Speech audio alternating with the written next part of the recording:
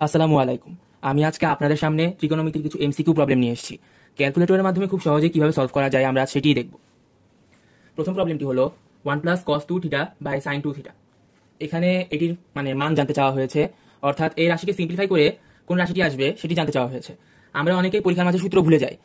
সূত্র ভুলে গেলেও কোনো ভয় নাই, কারণ অ্যাজাম্পশন মেথড নামে একটি মেথড আছে, যে মেথডের মাধ্যমে সূত্র ছাড়াও এই এমসিকিউগুলো সলভ করা যায়। যেমন দেখা যাক, প্রথমে যেহেতু থিটা কোণ দেওয়া আছে প্রত্যেক জায়গায় থিটা কোণ দেওয়া আছে, অর্থাৎ এটা সমান যে কোনো একটা, যদি আমরা থিটা কোণ ধরি বা থিটা ইকুয়ালস টু যদি 15 ডিগ্রি ধরি, 30 ডিগ্রি ধরি, তাহলে যে কোনো একটির সমান এই রাশিটি হবে।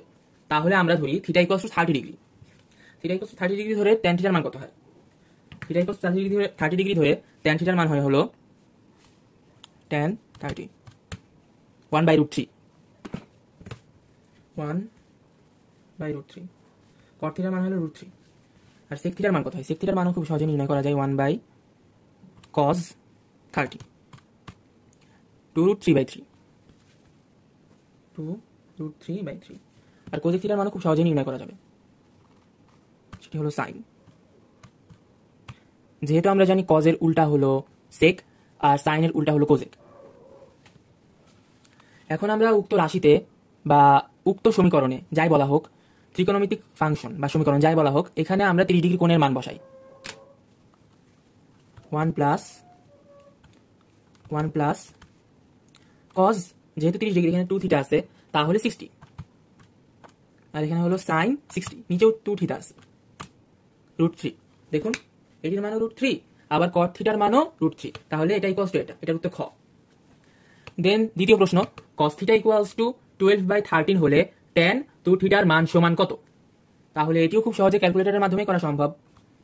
যেহেতু cos থিটার মান 12/13, তাহলে আমরা প্রথমে থিটার মান বের করি।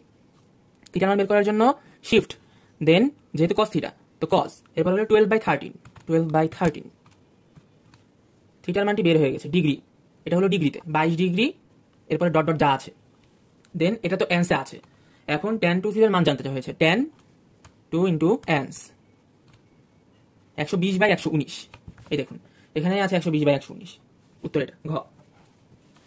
এখানে বলা হয়েছে p + q = π/4 হলে 1 + tan p × 1 + tan q = কত? মানে এটির মান জানতে চাওয়া হয়েছে। এটিও আমরা সূত্র ছাড়াই করতে পারি, আমরা অ্যাজাম্পশন মেথড ইউজ করব। আবার যেহেতু p + q = π/4 অর্থাৎ 45 ডিগ্রি, তাহলে আমরা ধরি p = 30 ডিগ্রি আর q = 15 ডিগ্রি। তো এখন এই রাশিটি আমরা ক্যালকুলেটরে উঠাই, p = 30 ধরে আর q = 15 ধরে। 1 + tan 30, ব্র্যাকেটগুলো আমরা খুব সাবধানে দিব, ইন্টু 1 +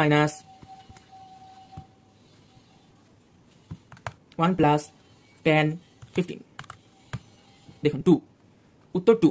এখানে দেখা যাচ্ছে গ নাম্বারে 2 আছে, অর্থাৎ 3 এর উত্তর 2, অর্থাৎ গ নাম্বারটি।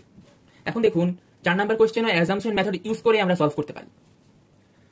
এখানে 4 নাম্বার কোশ্চেনে বলা হয়েছে sin a - 30 + sin 150 degree + a = কত? মানে এটির মান যেটি হবে সেটি জানতে চাওয়া হয়েছে। তো আমরা ধরে নেই a = 30 ডিগ্রি। 30 ডিগ্রি ধরে দেখা যাক কি হয়, sin 0 এর মান কত? 0 ডিগ্রি।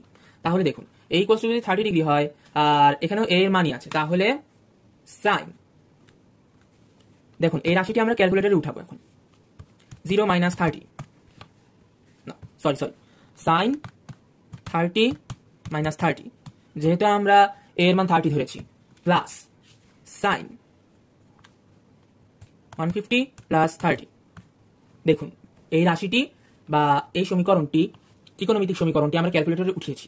এখন ইকুয়ালস টু জানতে 0, অর্থাৎ এটির উত্তর 0। খুব সহজেই নির্ণয় হয়ে গেল, উইদাউট এনি সূত্র, উইদাউট এনি ফর্মুলা আমরা খুব সহজেই এমসিকিউ গুলো সলভ করতে পারছি। লাস্ট এমসিকিউটা একটু ট্রিকি। cos দেখেন এখানে 7 1/2 ডিগ্রি হিসাবে দেওয়া আছে, তো আমরা যদি এটা তুলি ক্যালকুলেটরে cos, দেন শিফট ক্লিক করে এটা এই বাটনটি, এখন 7 1/2, দেখুন এটির মান আসে 0.99144 ডট ডট ডট যা আছে। এখন আমরা তো বুঝতে পারতেছি না আসলে এটি কোনটির মান, তো আমরা 991448614। দেখো এখন আমরা ট্রায়াল মারি, কোনটা উত্তর হয়ে দেখা যাক। প্রথমে খ দিয়েই ট্রাই করে দেখি। হাফ